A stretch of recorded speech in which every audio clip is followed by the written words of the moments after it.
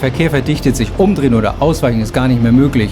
Wir versuchen uns hinter dem weißen Kleinwagen zu verstecken und er hat uns gesehen. Er sieht auch gleich, dass wir 2 Personen sind, dass wir Helm tragen und gleich raus. Jetzt geht's rund. Achtung, was will er von uns? ไปขับขี่ได้ไหมได้ครับผมพูดได้โอเคครับผมมิวฉลอง Du hast vielleicht schon ein bisschen was verstanden von dem, was er gesagt hat, aber einfach mal zur Sache. Heute reden wir über die Polizeikontrolle mit dem Roller und was will ein Polizist von dir sehen? Wie verhalte ich mich richtig? Und hält er nur Touristen an oder hält er denn auch Thais an? Und hält er nur Roller an oder auch Autos? Ich kann dir sagen, am Ende dieses Films oder ein bisschen weiter hinten habe ich ein Interview mit einem Verkehrspolizisten geführt und er hat uns ganz genau gesagt, was er sehen will. Stay tuned. ครับผมขอบคุณมากครับ เรียบร้อยหมดลุกหมดเดี๋ยวนี้ไปสบายสบายเลย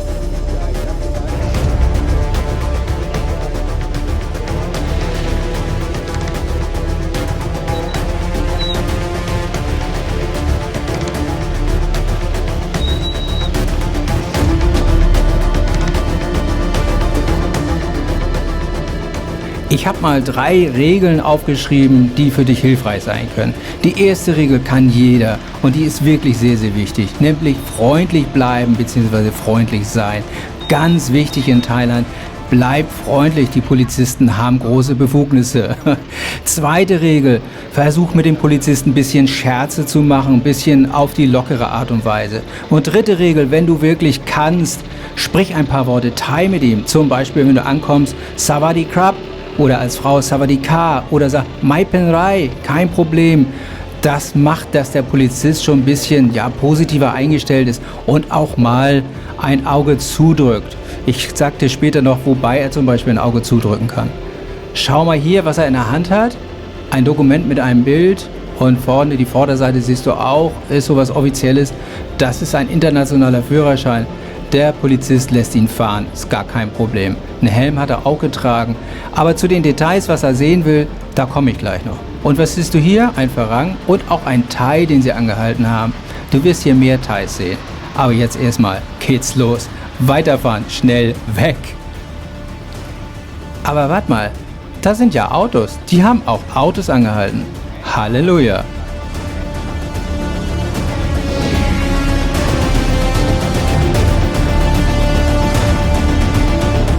Hier sind wir auf dem Weg zurück und fahren die gleiche Straße und auf der anderen Seite ist auch Verkehrskontrolle. Guck mal, wie viele Roller da stehen. Warum stehen da so viele Roller? Es sind gar nicht so viele Personen dort. Das sind diejenigen, die Strafe bekommen haben, denn die Strafe wird bezahlt in der Polizeistation. Und da musst du erstmal hinfahren.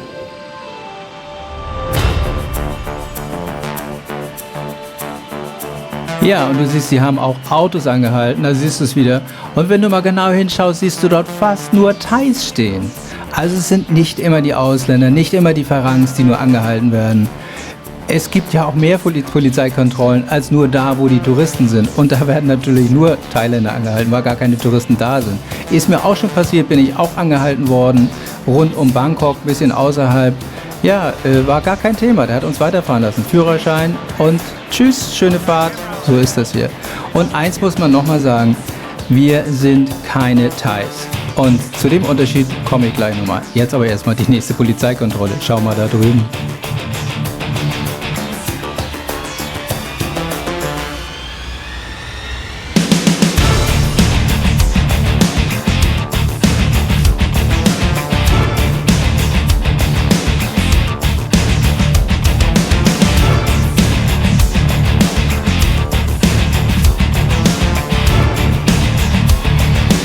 Rund um den Kreisverkehr warten sie auf dich. Guck's dir an, hier auch links, rechts, links, überall sind sie und warten. Wenn du nichts zu verbergen hast, gar kein Thema, oder? Ja, gute Fahrt.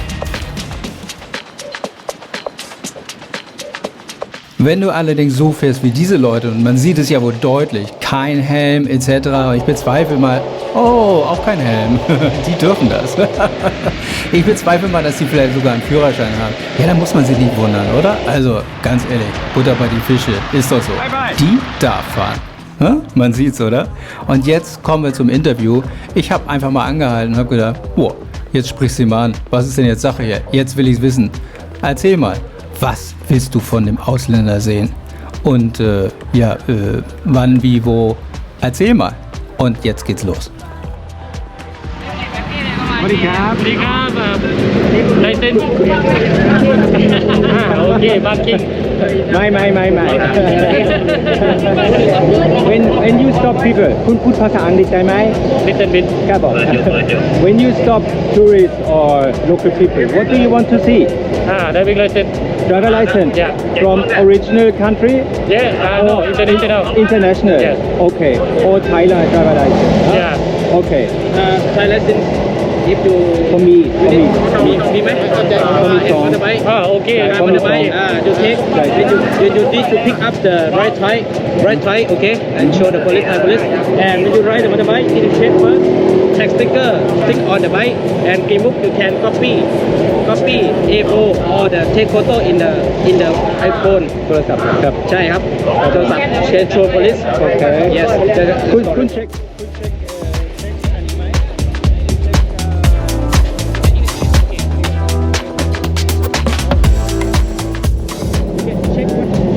กับหมวกกันน็อก in Thai law in Thai law traffic police for the helmet I can write ticket or I can warn for the first time okay but second time if I see you second time you don't wear I can write ticket don't have I don't have warning for the next time understand okay ครับคุณมาครับ yes sir yes ครับคุณครับ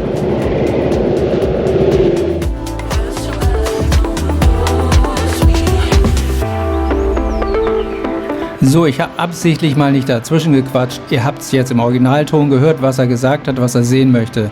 Eigentlich sollte der Film an dieser Stelle zu Ende sein, weil er jetzt auch schon relativ lang ist. Aber es gibt noch so viel zu erzählen, dass ich beschlossen habe, ich mache jetzt einfach weiter. Ich lasse ein paar Bilder laufen und ich rede jetzt mal ein bisschen darüber. Nämlich einmal über das, was er gerade gesagt hat. Er möchte den License haben, also Driver License heißt Führerschein. Und nicht den von zu Hause, sondern den internationalen Führerschein. In dem ist natürlich auch eingetragen, dass du Motorradführerschein hast.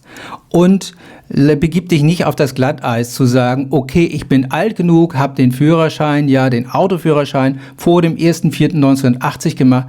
Damit habe ich ja in Europa oder in Deutschland das Recht, ein Motorrad bis 125 CCM zu fahren. Das gilt nicht in Thailand. In Thailand gilt nur ein Motorradführerschein, so wie er eben im Führerschein auch aufgeführt sein muss. Fertig. Alles andere braucht man nicht zu diskutieren, okay? Das nächste, er hat über einen Sticker gesprochen. Ich habe dazu schon mal einen Film gemacht, wie man Versicherungen und Steuern zahlt. Das ist so ein Sticker, wo man drauf sehen kann, dass die Steuern und Versicherungen gezahlt sind. Und wie man diesen liest, den kannst du in einem Video sehen. Ich habe es oben verlinkt, da kannst du jetzt reinklicken und dann kannst du sehen, ungefähr bei Minute 6 bis 7 habe ich genau erklärt, wie dieser Sticker zu lesen ist. So, das nächste ist der Helm, Muak Ganok in Thai.